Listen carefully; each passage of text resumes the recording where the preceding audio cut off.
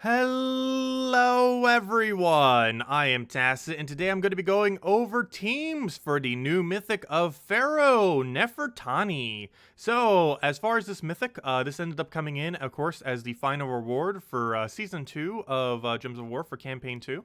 You obtain it with the normal pass or the more expensive pass by basically completing all the tasks. Well, if you bought the normal one, it's all the tasks. If you bought the other one, you theoretically don't need to do all of them, but it's still pretty beneficial to do so. So it is money locked, at least currently. It will be available back into Soulforge. We still never got the Season 1 to rotate, but it should be on this Mythic rotation, so you should be able to see Karandera at some point, hopefully within the next several weeks within Soulforge. That's basically what's going to be happening to this thing. It could still be obtained in the normal random drop key table, not right now, but it will be after the season. However, the chance of you specifically getting it from a random drop is very unlikely, so realistically, the only way you're really going to pick it up into the near future is either during the next Kedar event, which given that it's a Kedar event right now, you will not, it's not in the Kedar drop table right now, and it won't be again until it eventually comes back around, so it'll be a while for that. And the other way to go and get it would be, of course, is wait for the 4,000 diamonds on Soulforge when it rotates around. But anyways, as far as the troop, it is kind of okay. It doesn't really have too many options. It does have a lot of disabling capabilities though. As far as what it does, it deals damage to an enemy, and then that's boosted by death marks by 10 times. So for every single death mark on the opposing team, it will gain 10 additional damage, meaning that it could potentially gain 40 total additional damage. This is obviously very low due to how durability is later in the game. That's basically like half their durability bar, and this is with 20% additional damage too, so she has relatively underwhelming damage. However, where she mainly comes in is with all of her stats effects. She has curse all enemies, disease all enemies, and the capability of death marking every single time you take an extra turn. So essentially, she has a pretty decent capability to curse, disease, and death mark the entire opposing team. This can be an okay kind of premise. It does have a little bit of a beefy mana cost, however, it isn't undead. So the Halloween troop that we got last October, I can end up using for the 50% undead start and get her rolling. And we're basically just going to be going over a bunch of teams incorporating her. So if we go over to PvP, let's go mess with it. Ooh, a life and death team off the front. That's kind of sketchy for this, but we'll see how it goes. So right off the bat, we're going to be going with Mountain Crusher, Great King, Pharaoh Nefertani, and the Ghost Queen.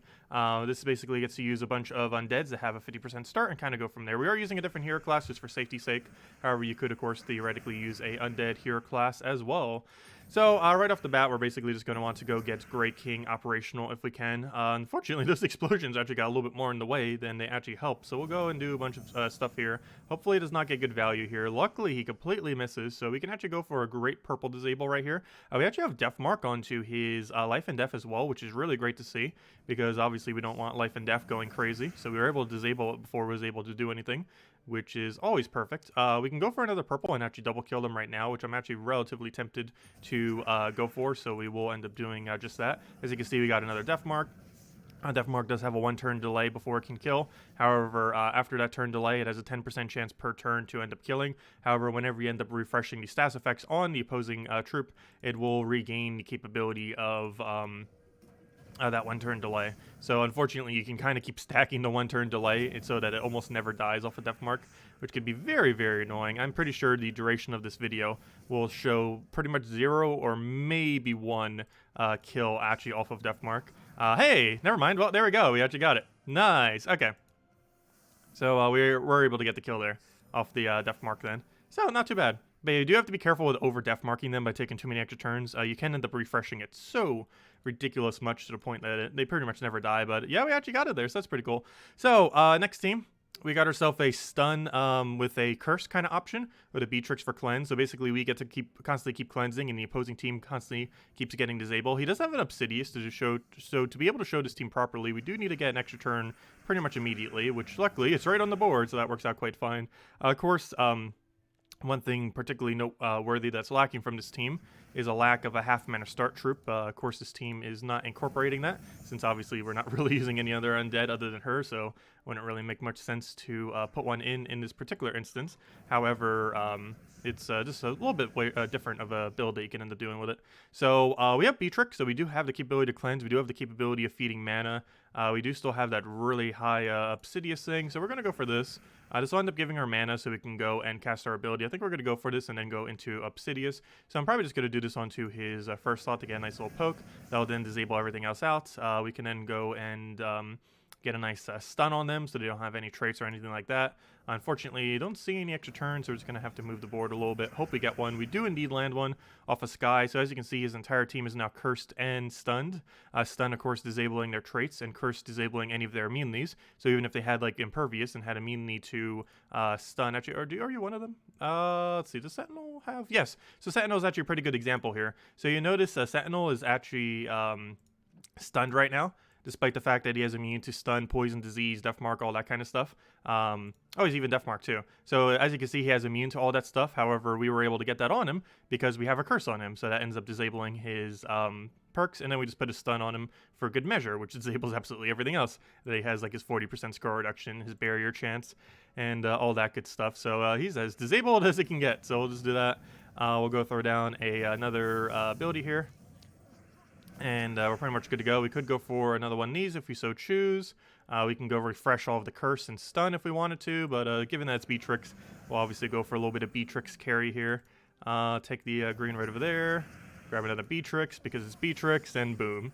And of course, in both of these teams, obviously, Grey King kind of carried the first battle. Beatrix kind of carried this battle. The Pharaoh is mostly used as a utility option. It's obviously not going to be like the main thing that you're going to be killing with in most situations, as it has very low damage output, and Death Mark is way too inconsistent to depend on. Even in this team, it's not going to be our main killing option.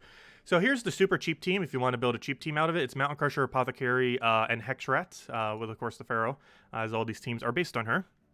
So as far as this team, Hexrat actually does double damage to cursed enemies. However, it only does double damage, oddly enough, to what you target. So generally what you do with this is you target first slot, it'll deal double damage to that first slot, and then it'll hit the rest of the damage onto everything else. However, it doesn't actually do double on the other curse, which I found kind of weird. I was actually messing with that before the stream. I actually never realized that. But yeah, it only does double damage specifically to what you target, even though it kind of implies that almost everything that is cursed would take the double damage. But basically, it gets to double damage on what it targets. It hits everything below, and if they're cursed, it does a double, and it also gets to death mark them if they have the curse on them, which obviously we get to refresh that. Another option here that you could potentially put, though it's a little bit higher rarity, is Magnus. If you don't have a Hexrat, he is pretty low rarity. All you have to do is throw Chaos Shards at Dark Pits. He's an epic, so he shouldn't take more than about 200 to go and get, though, unless you get unlucky. Might take a little bit more, but it's pretty cheap to go and obtain pretty much whenever. Actually, we got a faction event going on today, as of this Tuesday, as of recording this and posting this. So yeah, if you're missing some Chaos Shards, you can literally just use the Chaos Shards you get today and go get Hexrat if you don't already, and you want to use the Pharaoh from getting it from the campaign. But anyways, let's go show the cheap team then. So we're up against a Rope Dart. That's a little bit concerning. The main reason being I actually can't target him because he's probably using Stealthy. Wait, does Frost Mage have Stealthy? Never mind, he doesn't have Stealthy. Okay, so okay, that's good. So we actually can target him directly. So we want to go get Apothecary to full man. Unfortunately, ever so slightly short, which is not what we want to see. But we're going to have to take another turn to go get that to full, as that is extremely important to go get Apothecary. We can also then cleanse any negative status effects, kind of like what Beatrix did, except in a little bit of a different way that gives us a lot of brown. And obviously we need a lot of brown for this team.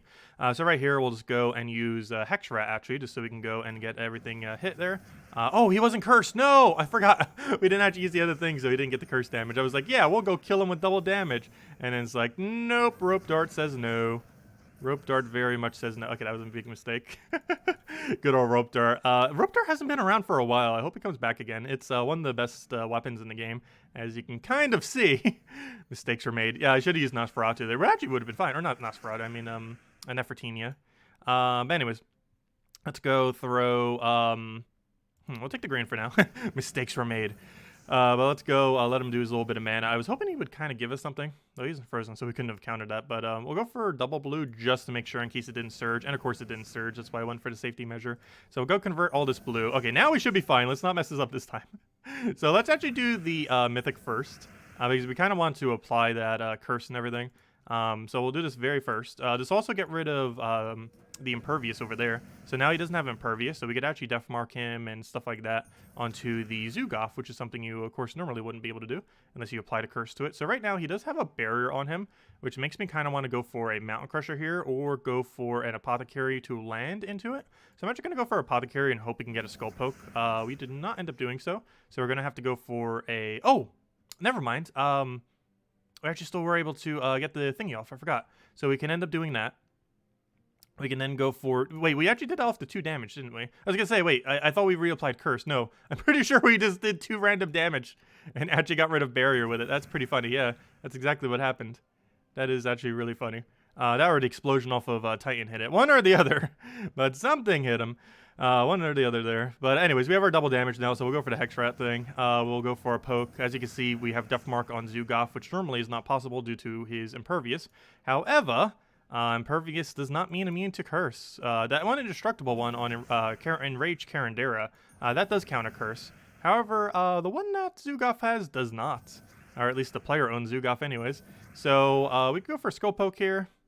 We can go for just kind of using any of our other abilities. I think at this point we're just going to go for the Skull. We can go for the double damage off of this. This will also refresh the Death Mark. And that is match. We just kill it out. Boom. So overall, not like the worst Mythic in the game. I feel like it's very exceedingly situational when you would actually bring it out, though. It feels a lot like the Mythic that's in the Glory Gem Guild and VIP chest table right now, the Pan. Like, it is so situational. It's definitely, neither of them are definitely not something you would run against absolutely everything. But in particular situations, they can be okay. Like, having Curse, Disease, and Death Mark all in one troop that can pretty much 4 times it really quickly is definitely an option that is usable. It's just so situational that you more often are not going to bring it out. But it helps linger other stats effects, so when you're running like stuns or silences and freezes and other mechanics like that, it does synergize pretty well, since you get to keep a lot of really beefy negative stats effects onto the enemy. And that's pretty much going to be her main role, I feel like, more so than anything. Because obviously you're not using her for her damage output. Her damage output is horrifically bad unless you're under like level 500. But if you're at like 1,000 plus, especially late game and end game, this damage is basically 0. You're using her for every other aspect that she has. But anyways, guys, that will wrap it up on the new Mythic. I still need to cover the new Duskbringer as well. Duskbringer is even worse than this, though, in a sense. Definitely would advise just sticking with Dawnbringer, but I still want to cover a video on that soon. But if you still have any other questions, feel free to leave it in the comment section below. You still have the rest of this week to go get the component for Duskbringer, as well as the rest of this week to go get Pharaoh Nefertani, if you still want to go and finish out the entirety of it. They are both money locked, unfortunately, for what will probably be weeks or possibly even months, so do be mindful of that. None of them are like so must-have that you'd really go out of your way for it.